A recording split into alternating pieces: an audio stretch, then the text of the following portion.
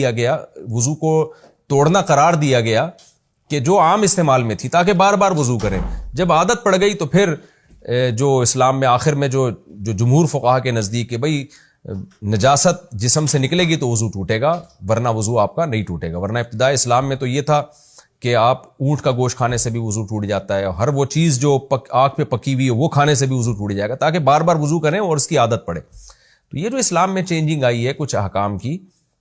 تو یہ چینجنگ یہ اس کی علامت نہیں ہے کہ یہ اللہ کا کلام نہیں ہے. تبھی اللہ نے جواب کیا دیا کہ وَإِذَا بَدَّلْنَا آیَةً مَكَانَ آیَةٍ, جب ہم ایک آیت کو تبدیل کرتے ہیں دوسری آیت کے ذریعے, تو وَاللَّهُ أَعْلَمُ بِمَا يُنَزِّلُ, اللہ کو خوب پتہ ہے وہ کیا نازل کر رہا ہے, یعنی اللہ اس سے غافل نہیں ہے. تو جب اللہ کو پتہ ہے کہ کیا نازل کر رہا ہے تو وہ مصلحت پر مبنی نازل ہوگا, وہ ایسی آیتیں نہیں ہوں گی جو غلط آیتیں ہوں یا غلط آرڈر ہوں. تو اللہ کو خوب پتہ ہے. لیکن کیا ہوتا ہے, قالوا انما انت مفتر, یہ کیا کہتے ہیں, اے نبی معاذ اللہ آپ گھڑ رہے ہیں. مشرکین تو نبی نہیں مانتے تھے, اے محمد آپ معاذ اللہ گھڑ رہے ہیں. تو یہ غلط چیز کو دلیل بنا کے نبی صلی اللہ علیہ وسلم کو جھوٹا قرار دیتے تھے. قرآن کہتا ہے بل اکثرهم لا يعلمون, ان میں سے اکثر لوگ جانتے نہیں ہیں. کیا مطلب, جاہل ہیں, وہ باتیں کر رہے ہیں جو اہل علم پر زیب نہیں دیتی. اہل علم دلیل کو دلیل مانتے ہیں,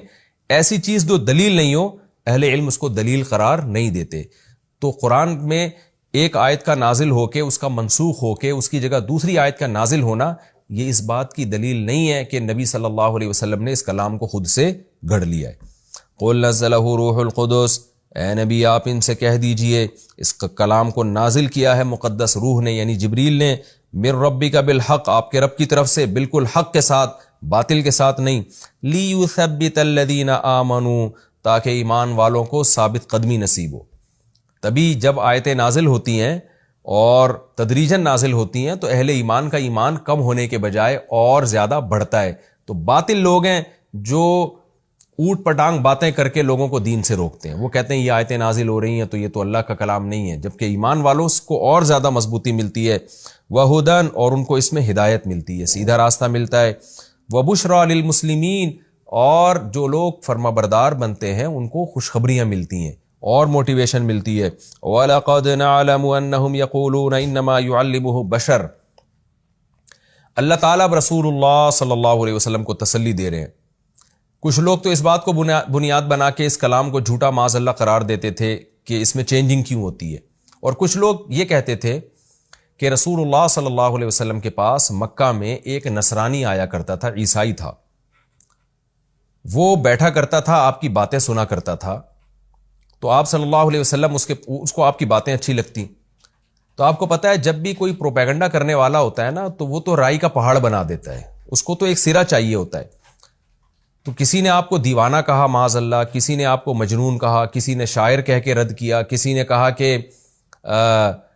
یہ جو ہے کلام چینج ہو رہا ہے, یعنی احکام آیتیں چینج ہوتی ہیں تو اس کا مطلب یہ نبی نے گھڑا ہے. تو بعض لوگوں کو یہ موقع مل گیا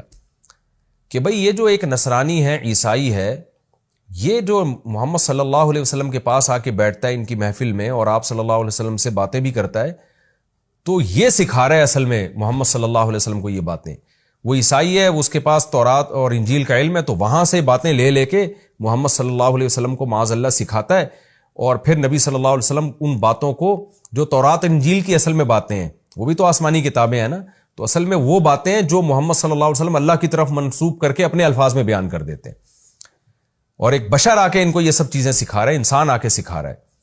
تو اس کا قرآن نے جواب دیا کہ اے نبی آپ غمزدہ نہ ہوں. وَلَقَدْ نَعْلَمُ أَنَّهُمْ يَقُولُونَ إِنَّمَا يُعَلِّمُهُ بشر, ہمیں پتہ ہے کہ یہ لوگ یہ دعویٰ کرتے ہیں کہ محمد صلی اللہ علیہ وسلم کو ایک انسان آ کے یہ ساری باتیں سکھا رہا ہے. تو ہم سب یہ چیزوں کو دیکھ رہے ہیں, آپ غم نہ کریں.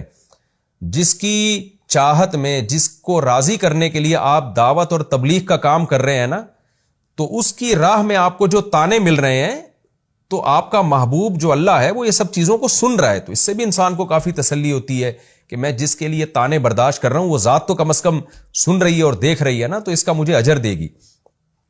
آگے اللہ ان کے اعتراض کا جواب دیتے ہیں کہ جو شخص پیغمبر کی محفل میں آ کے بیٹھتا ہے اور پیغمبر صلی اللہ علیہ وسلم کی باتیں سنتا ہے, تو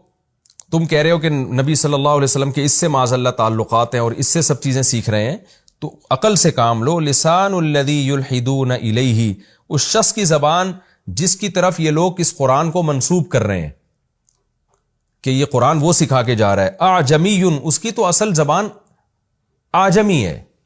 یعنی وہ تو اعجمی زبان بولتا ہے، وہ شخص بھی اعجم ہے، یعنی اس کی جو مدر لینگویج ہے، جو مدر ٹنگ ہے، وہ تو عربی ہے ہی نہیں. تو ظاہر ہے جس کی مادری زبان عربی نہ ہو وہ فصیح عربی کیسے بول سکتا ہے، اور وہ کیسے اس فصیح